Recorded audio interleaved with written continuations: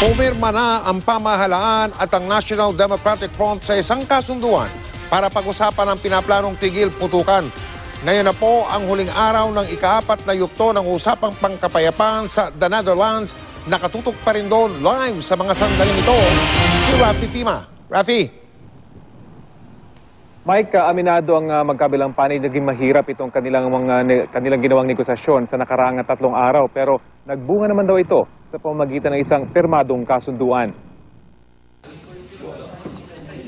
Nagkasundo rin sa wakas ang peace panels ng pamahalaan at National Democratic Front sa pinakamahigpit na kondisyon ni Pangulong Rodrigo Duterte para ipagpatuloy ang peace talks, ang pagkakaroon ng isang ceasefire agreement.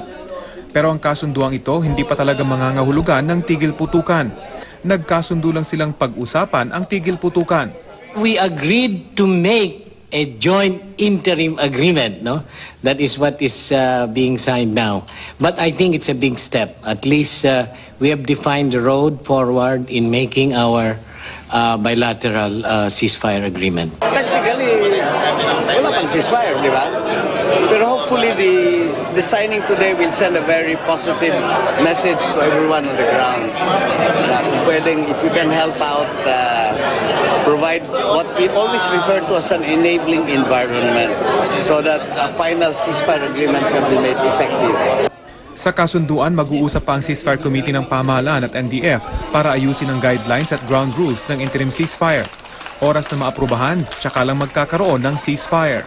After 30 years of talking, finally we did something significant to move the process forward.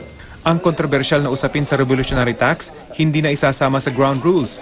Bagamat nagkasundo ang dalawang panig na iisa lang ang pwedeng maningil ng buwis, pag-uusapan lang ito kapag binuo na ang Comprehensive Agreement on Political and Constitutional Reforms kasabay ng panukalang federalismo.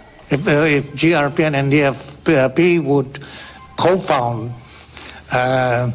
the Federal Republic of the Philippines, then there's no question of surrendering to a pre-existing government. Ngayon ang huling araw ng 4th round, bagamat tuloy-tuloy pa rin ang pulong ng magkabilang panig.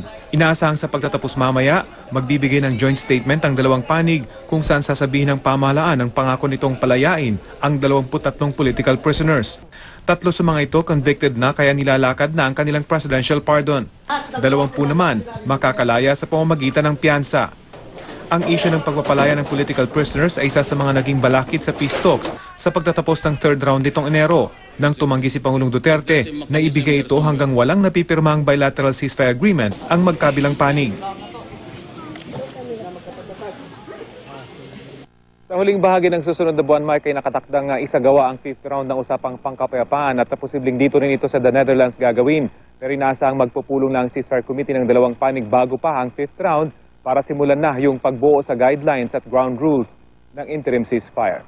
Mike? Maraming salamat, Rafi Tima.